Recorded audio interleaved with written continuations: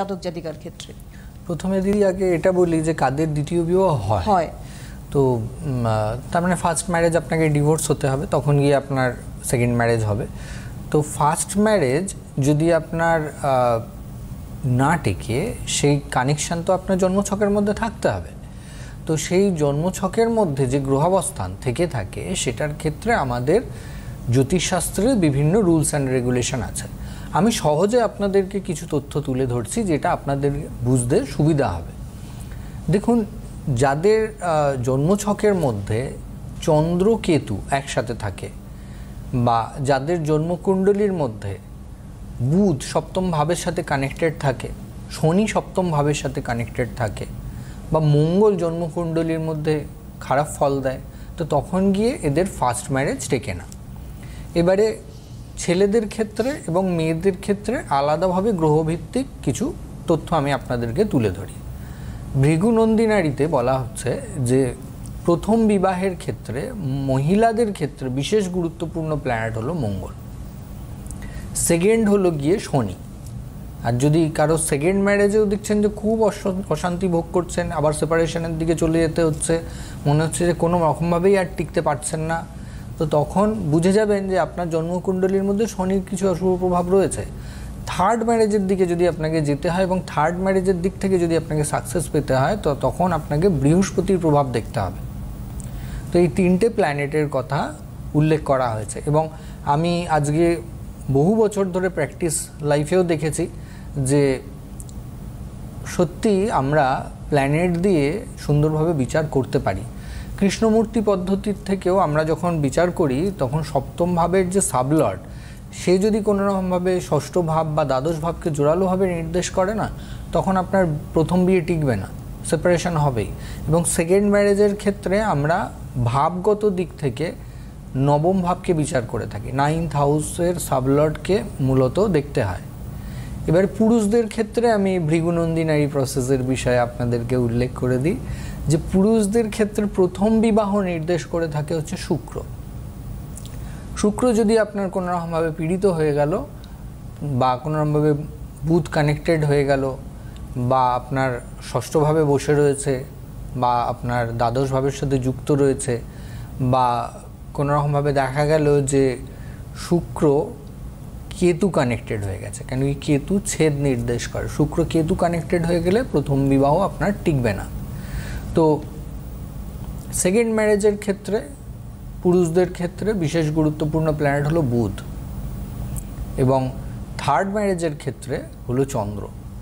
যদি আপনার জন্মকুণ্ডলীর মধ্যে চন্দ্র কেতু একসাথে রয়েছে, তাহলে সেপারেশন হওয়ার চান্স অনেক বেশি থাকে ফার্স্ট ম্যারেজ।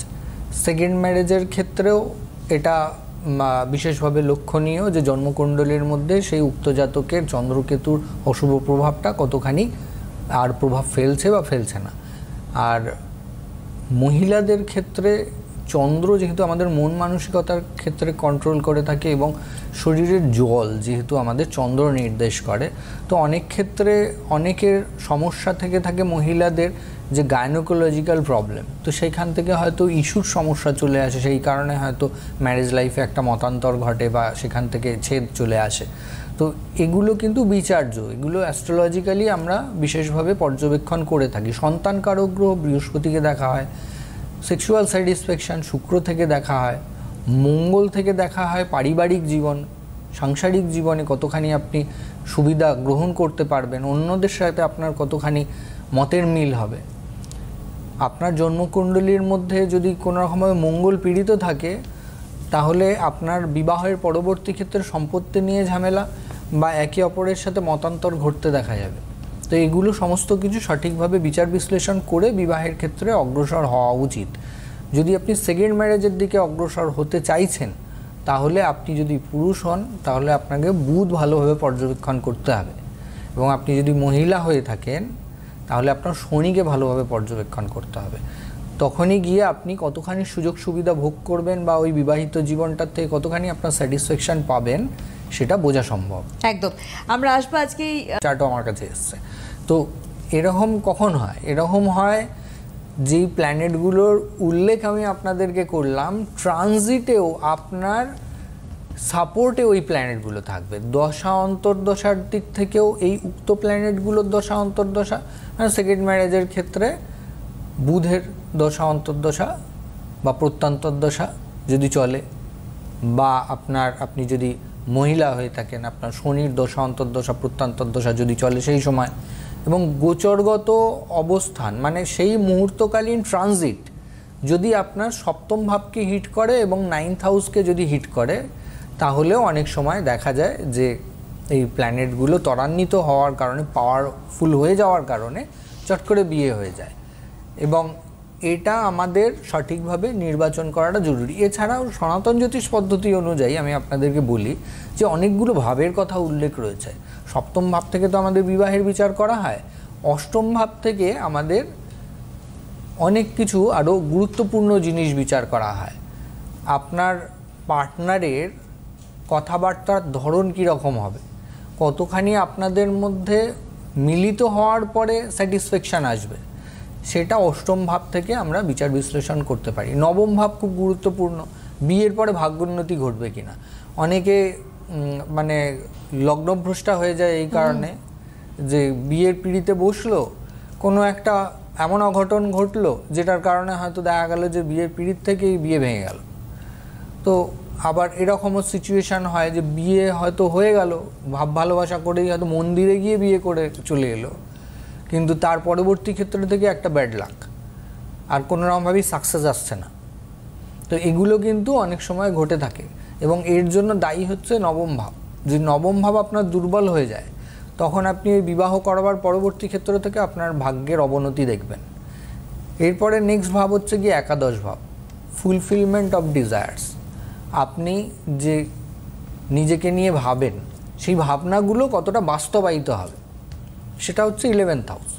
11th হাউস যদি আপনার পজিটিভ থাকে তাহলে আপনি সুফল ভোগ করবেন। এরপরে হলো 12th হাউস। 12th হাউস কেন? 12th হাউস হলো আমাদের বিছানা। বিছানায় আপনি যতক্ষণ থাকবেন, কথাবার্তা বলুন, আলাপ আলোচনা করুন, ভাব ভালোবাসার জায়গা তৈরি হোক, সেটা কতখানি আপনার মনোগ্রাহী হবে, কতখানি আপনার মধ্যে রোম্যান্স থাকবে, সেটা নির্দেশ করে থাকে 12th হাউস। 12th হাউসের কারণে কিন্তু আমরা ছেদও ভোগ করি। তাই আমাদের এই বেডের দিক থেকেও দেখবেন যে যখনই আমাদের রিলেশনশিপ খারাপ হয়ে যায় বা মতান্তর ঘটে, আমরা আর একে অপরের সাথে সম্মুখে শুই না, তখন আমরা পাশ ফিরে যাই, অন্যদিকে মুখ করে শুই। পার্টনারের সম্মুখে কিন্তু আমরা সেই মুহূর্তকালীন অবস্থায় হই না। তো এটাও 12th হাউসে নির্দেশ করে। যদি 12th হাউস আপনার নেগেটিভ এফেক্ট দেয়, তখন এই ধরনের ঘটনা ঘটবে এবং আপনি তখন ভালোবাসার যে আদান প্রদান সেটা নষ্ট হয়ে যেতে দেখবেন। একদম। আমরা আরেকটা ফোন নিয়ে আবার